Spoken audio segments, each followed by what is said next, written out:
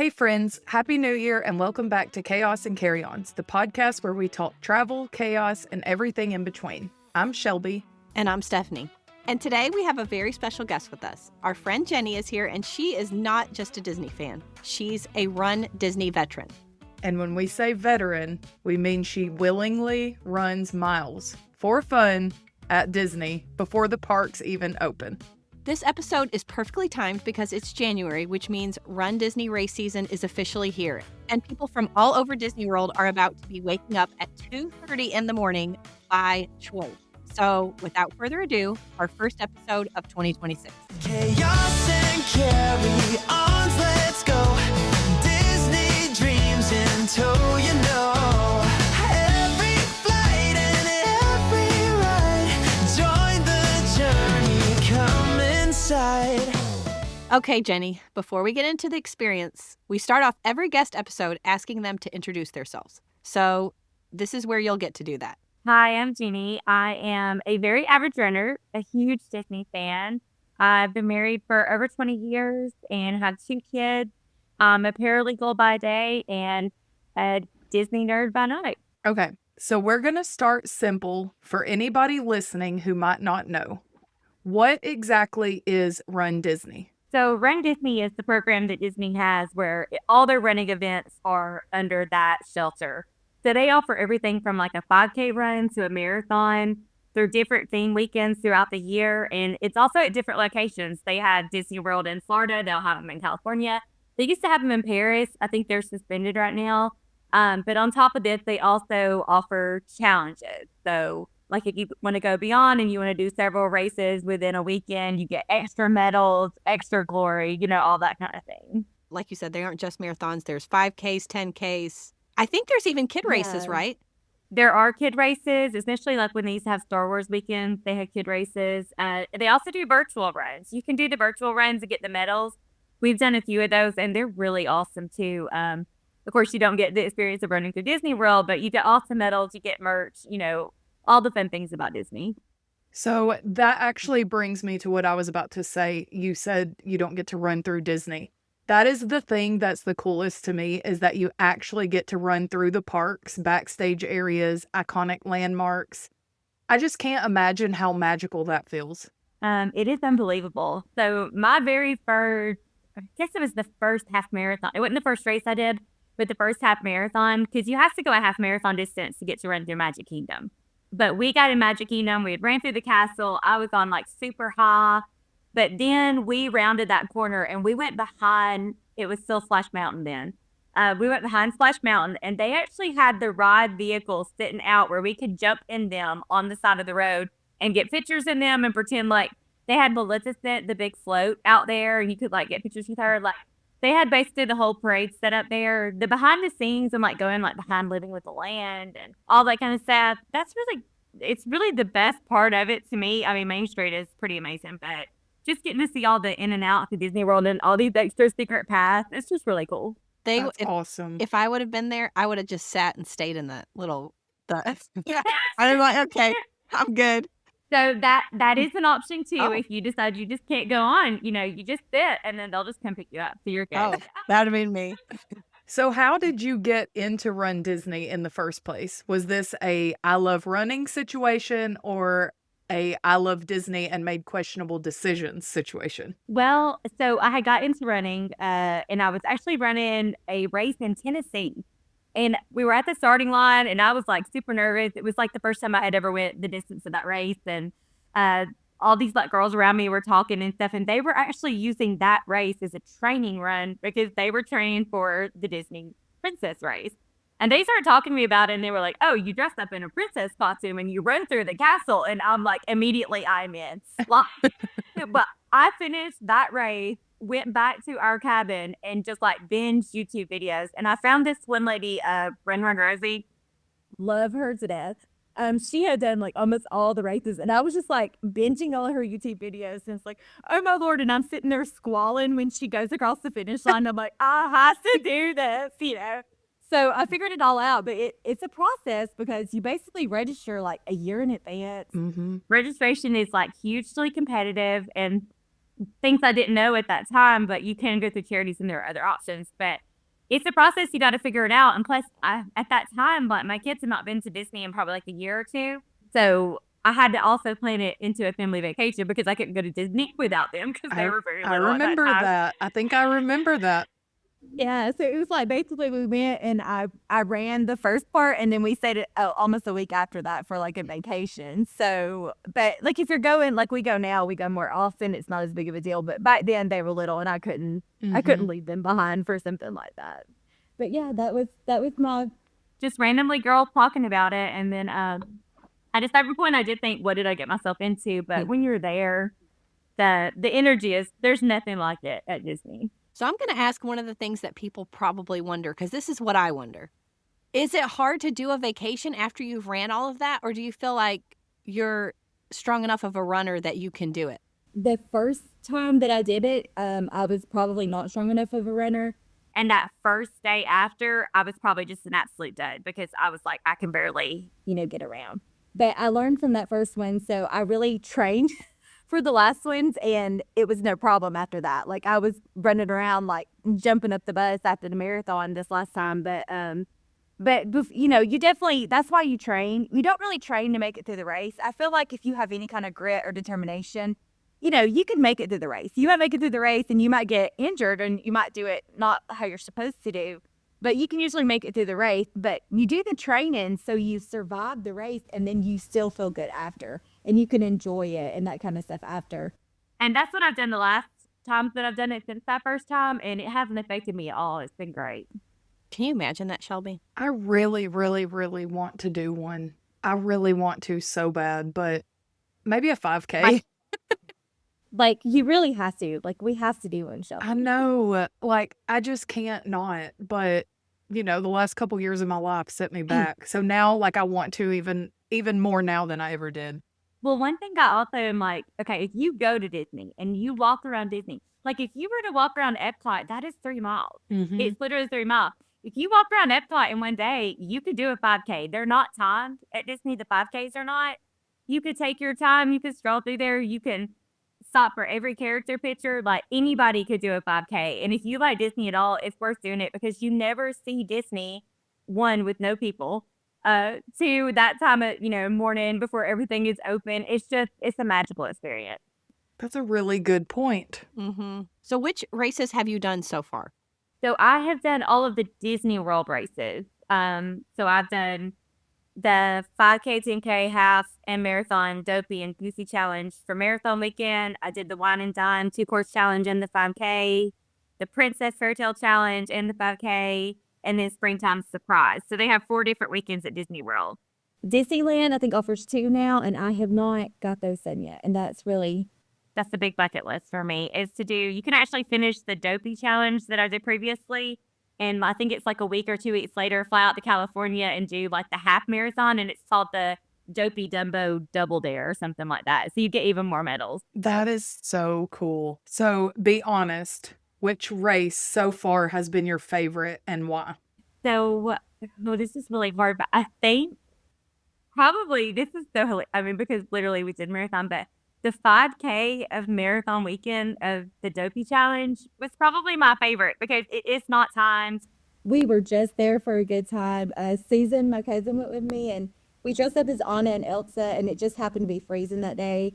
So like everybody was like wanting to take pictures with us. It was like a joke, like she had froze the course and all this kind of stuff. We were It's dark, and 5K is only 3 miles. It doesn't take you very long to finish that, so it's all just still pitch dark when you finish even. And it was gorgeous. And it was just, plus there was all this anticipation because we knew we were doing the Dopey Challenge that week. And it was the first night that we had not slept. So we were still pretty rested because we weren't farther into the challenge at that point. So I would think that would be my favorite. Okay, you've talked me into it. I'm doing a 5K. So let's talk about the logistics because Instagram makes this look magical, but we know better. So what time in the morning do you actually wake up and how early do you have to be on the bus? Is it chaotic? That sort of thing. So the actual experience is, it's Disney. It is a well-oiled machine. there's no chaos as far as like getting you there and all that kind of thing. Also, if you're going to do marathons and half marathons, like you're going to have start times of like 6, 7 a.m., no matter where you do them in the world. Like, that's just something, like, they start early. That sort of situation. But Disney takes it to another level. They start the 5K and 10Ks at 5 a.m., but they start the half marathons and the marathons at 4:30 a.m. But in the spirit of Disney, you also have, you have to go in waves. There's 20,000 people running with you. But they do it where the course is not, you're not congested. You're not all starting at the same time, like that kind of thing. But because there is waves, you have to be there by 3 a.m. which means you have to get on a bus by 2 a.m.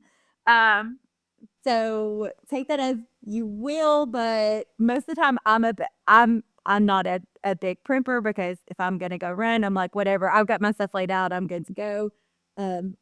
But if you're somebody who takes a really long time to get ready, or you're really concerned about, you want the funky braids and that like special glittery outfit or something, like, you consider you're probably not going to get much sleep at all, because we normally wake up at 1:30 a.m. or on the bus by 2:30 a.m. to go and get in the corral, and then you go sit in a corral literally like cattle until it's your time to get called up, and when yours gets called. But they have entertainment the whole time you're there. There are DJs, there's dance parties, there's constant entertainment. There's characters walking around, and you can stand in line for pictures. They have food, they have coffee. So it's not like you don't get bored or anything like that, and you're constantly moving. Plus, they make you walk like a mile from the buses to the start line. So you're really good. Your legs are really warmed up. You're really good to go by the time that you get going. So let's talk weather, because Florida in January is very unpredictable. And I know you just mentioned, like, you and Susan, the 5K and it being cold. But have you ever run any of these races like in freezing temps, humidity, rain, all three? Yes, and yes. All three. Okay. And all in the same week sometimes. Yes, and I say that It is because Florida. Taylor's birthday is January 17th. So we typically plan a trip around her birthday. Sometimes we're in short sleeves, sometimes we're at the pool, and sometimes like we're buying sweatshirts down there. So I just was curious about Yes. that. And it's always something, especially the January races. So Princess, not as much. It's late February. So you're pretty much like, it's going to be warmer. It's not going to be super warm, but it's going to be warmer. Springtime surprise is hot. It's April. It is hot. Like you do not even plan on anything other than it's going to be hot. Wine and Dine is also one of those. It's usually late October, 1st November, and you never really know, because you could have a shift and there could be like a cold front come through. But you have to plan. So it was a big joke, because it was like every single costume that I had either shorts or leggings. Like it was just like, or I had like a cold gear, like long sleeve or short sleeve. Like you have to have options for when you get down there. You don't really know what it's going to be. The rain, it's not, it doesn't bother me to run in the rain. Like I've ran a lot of races and like training runs in the rain.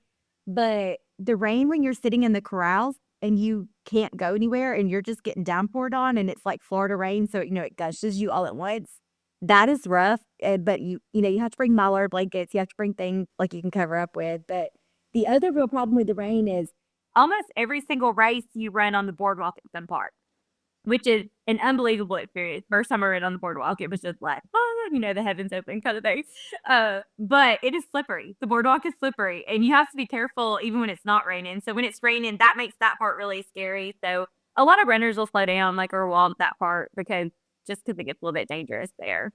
But the humidity is the absolute worst. The races I've done where the humidity is bad, you have to be careful. You have to make sure you got your electrolytes, your water, all that kind of stuff. You just have to you have to know what you're doing as far as that goes, which is really easy to figure out. And honestly, you could go to any running store. You could talk to anybody that's ran for any length of the time, and they are like always willing to help you and try to figure that kind of stuff out. But you just got to have stuff on hand to make sure you don't dehydrate yourself, because that's where you could get in trouble more than anything else.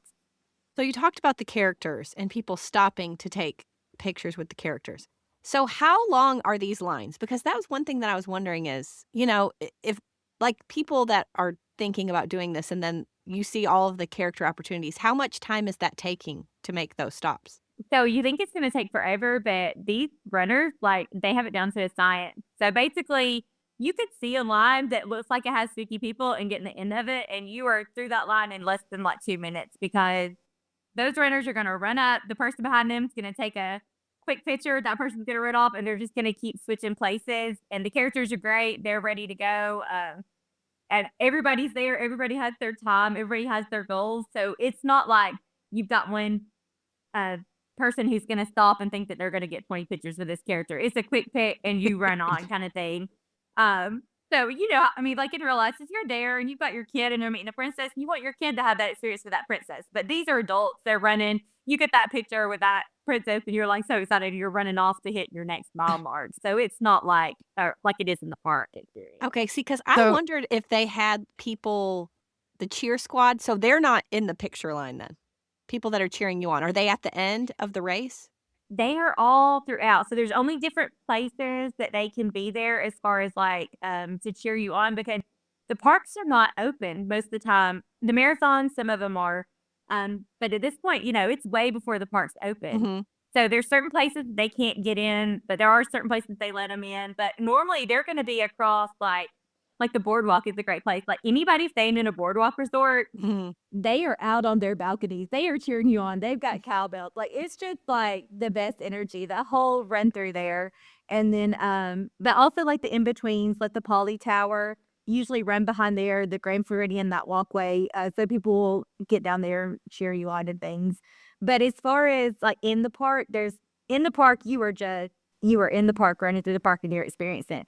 And there's photo pass photographers set up all throughout the course. They're all over the place. And there are some with like special characters and things, but for the most part, it's just you're taking the picture for the person behind you, unless you're in a group and they can do it, you have somebody. But it's a real quick experience. And it's what makes it like. I remember my very first Disney run, because I had ran like actual races, and it's just not that way. If you go and run a 10K or a half marathon somewhere else, you have no entertainment. Like you have your headphones, you have your head, you have your thoughts, you've got to work through yourself kind of thing.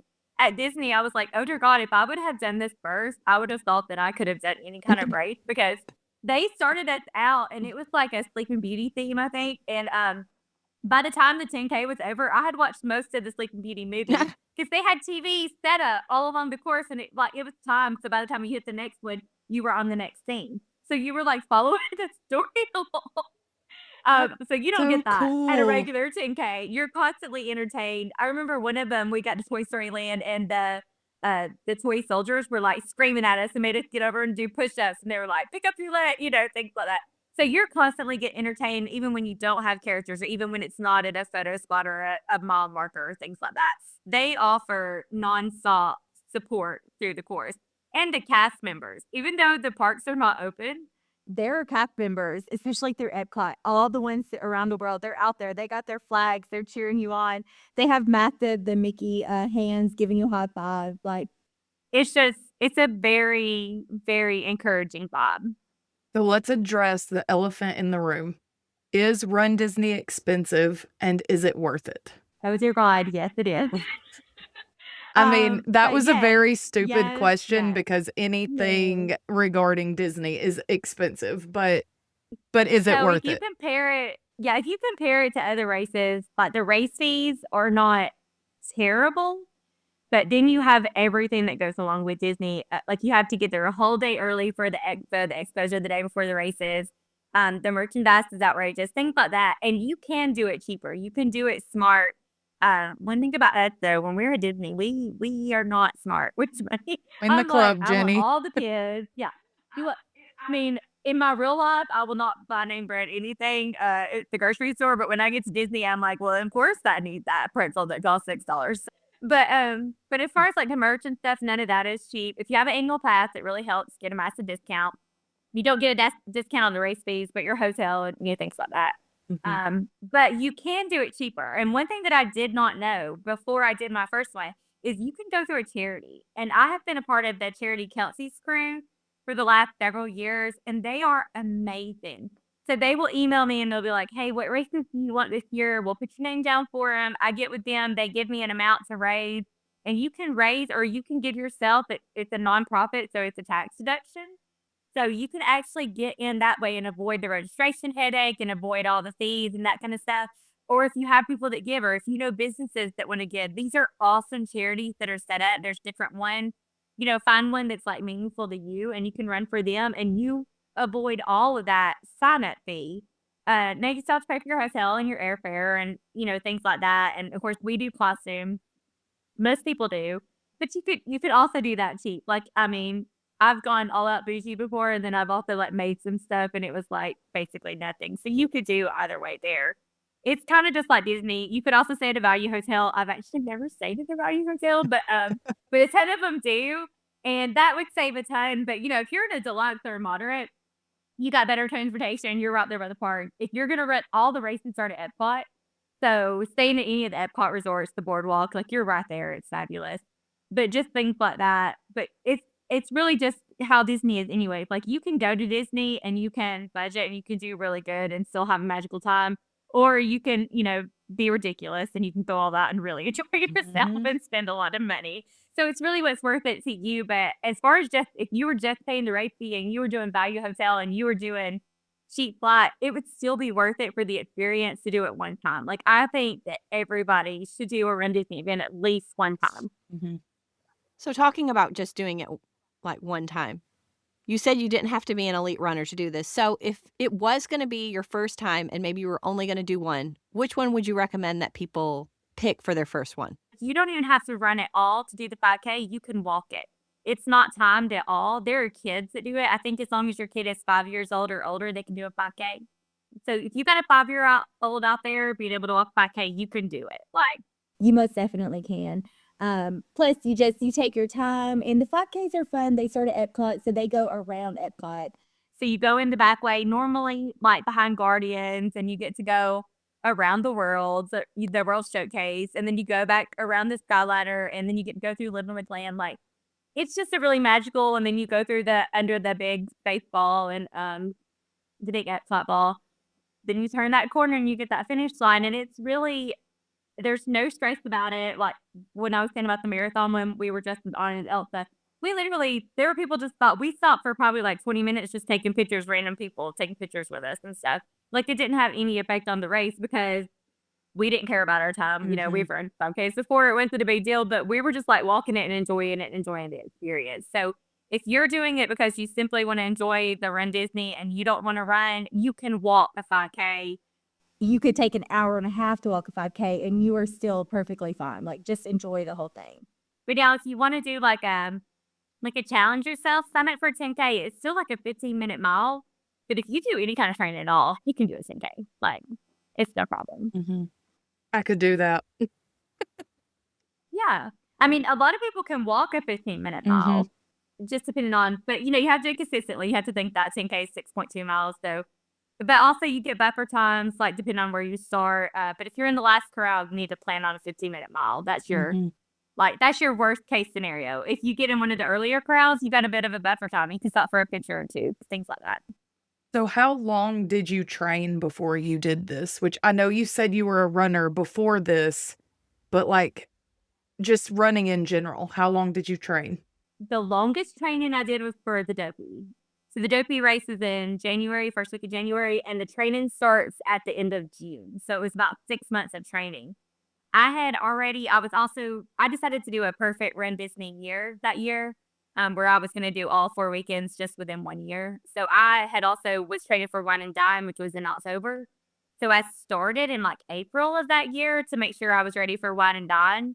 But if you're going to do Dopey, if you're going to do a marathon, you need 6 months of training. You just do. You want to enjoy it. You don't want to have to worry about if you're going to finish or not. You want to enjoy the parts after. You need 6 months of training. But if you're going to do a 5K, like if you can walk a mile, I mean, you could train for a month and walk that 5K. Like, you're fine. Like, that's not a big deal. Anything more like a 10K, you might need like 2 months, something like that. But they offer free training plans on the Disney website, and they'll send you some when you sign up. But also, you can go through, like a running coach. I've done different platforms. For the Dopey, there's a lady called Run Fit Mama. Her name's Kristen, but she's Run Fit Mama on Insta and Facebook. And I was in her group. It was like Dopey Strong, and they did the training plans, and she got me from that April mark through the very last race of that year, the next April, she incorporated all my training, my strength training, and my running and stuff. And I paid for that, but you can very well do the free plans through Galloway and all that through Disney. So Did Disney motivation help you in this? Oh, most definitely. Like, well, one being part of the Dopey Strong group, and then I'm also part of a group on Facebook called the Run Princess Families, and that's also a Kristen that over that one. But you want to talk about the greatest women that live all over this world. That I have met a lot of them in person now, but in the beginning had never met them in person. That feel like your best friends. They are fabulous. They are checking in every day. They're making sure you're doing your training.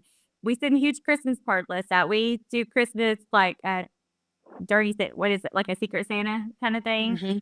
Mhm. Last year we did the whole like Vlogmas thing where we were making sure because the December training and stuff, because it's Christmas and the training gets off, where it's like we were checking in every day to make sure everybody was doing their training. Like we were all supporting each other, even if your Vlogmas was like terrible, like my mode, it was still like, hey, I got my workout done, and that's really all that matters, you know.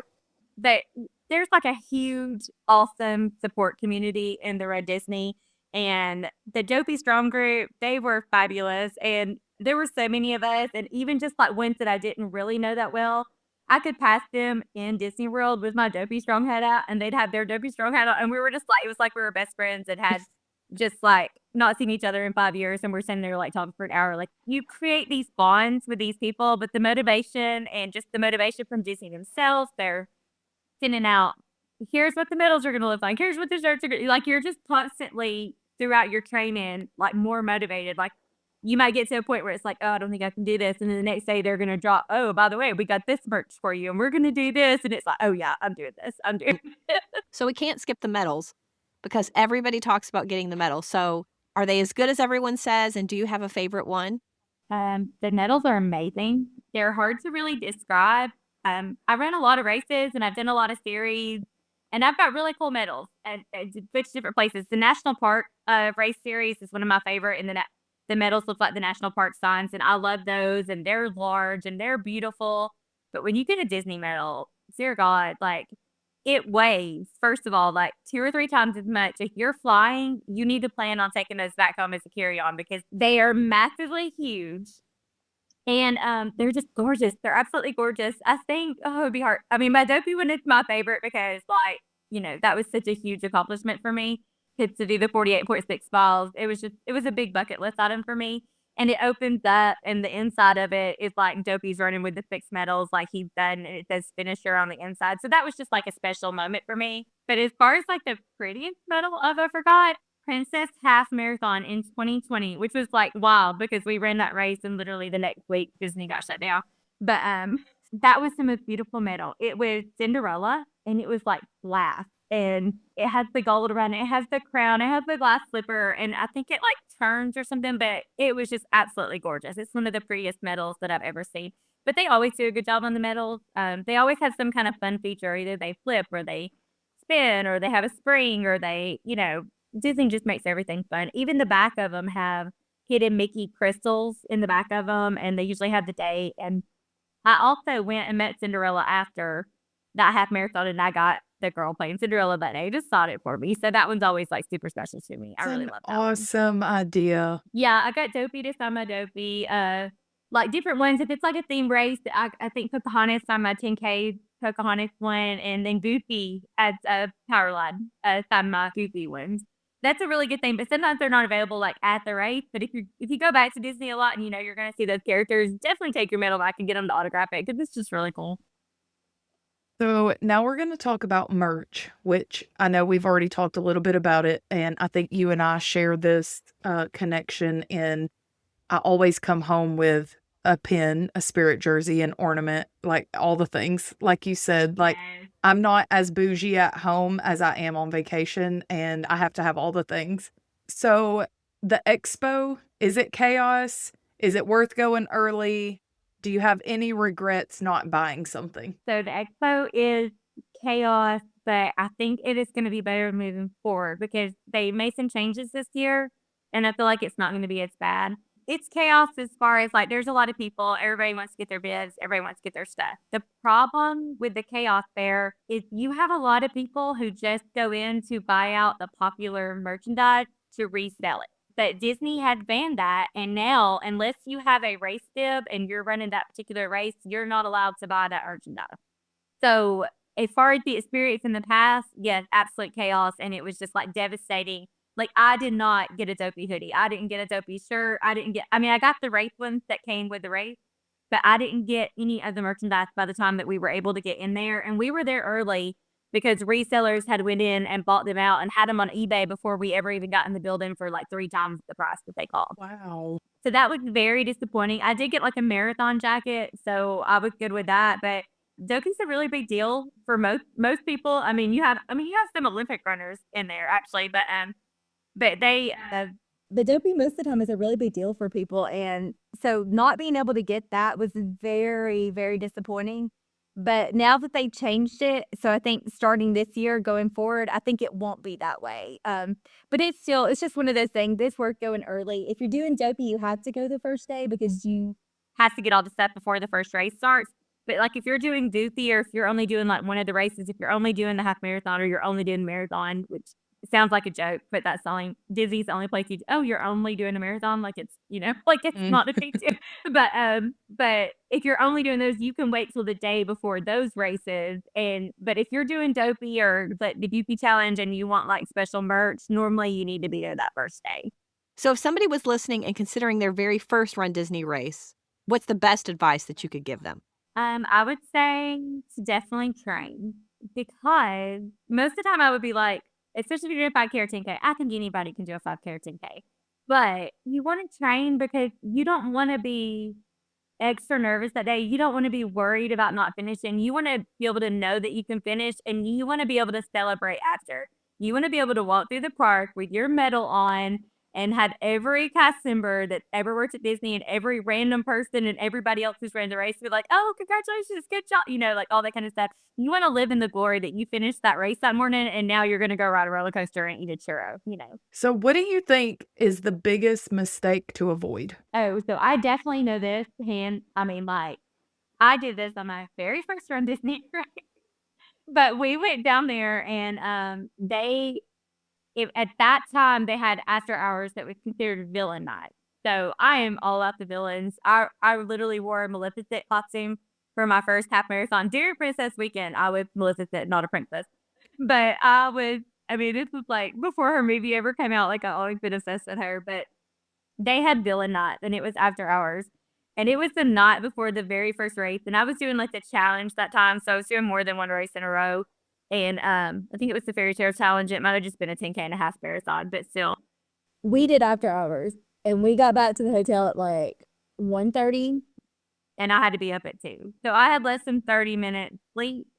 Had just done after hours with my kids, and I had to go and run a 10K on 30 minutes sleep. So do not do that. Do not think that you can do that because I did it and I ran the 10K and I went back and I got a shower and I met my family in the park. Then I did the parks for about a half a day and I was like, I'm out. I'm going back to the hotel.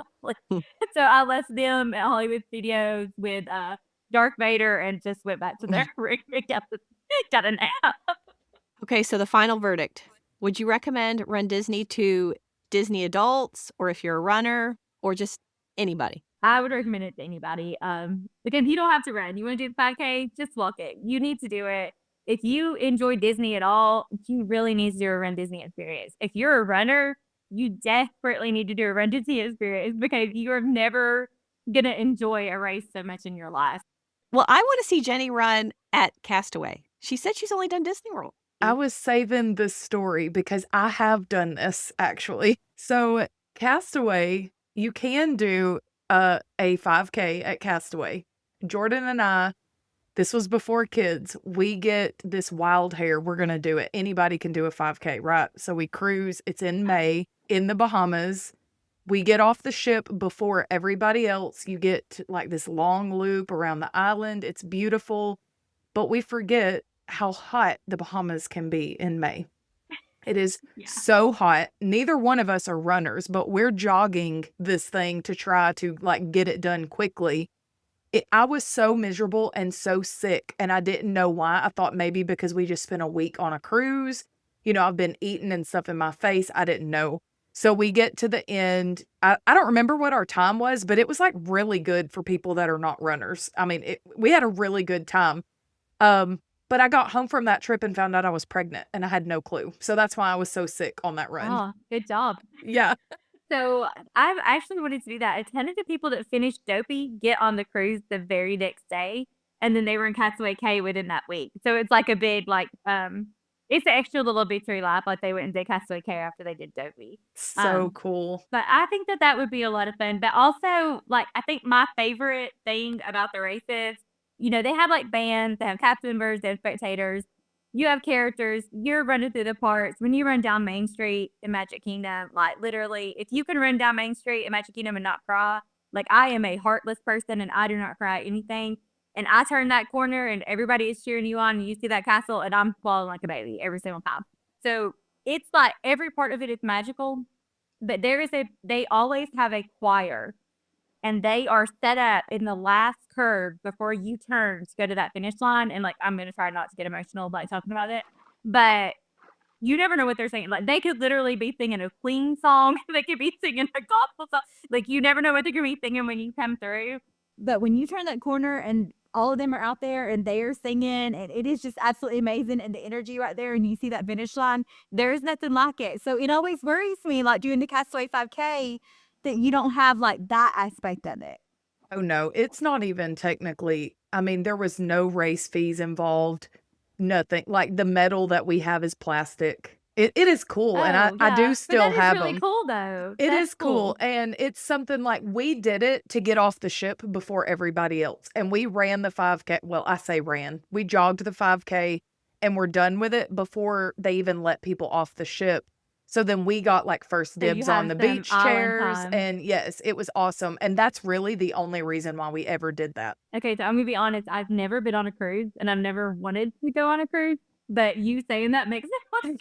Well, Just because I'm like, okay, well now there's a medal out there, and I don't have it, and I need. I'll find mine. It's in the attic somewhere. You can have mine. So, Jenny, thank you so much for coming on to the podcast, spilling the real Run Disney tea, early mornings, blisters, medals, and all. If you're listening to this during race week, good luck to everyone running. May your corral move fast, your weather be kind, and your medal photos be flawless. And as always, may your flights be on time and your luggage never lost. But if it's not, that's where the fun begins.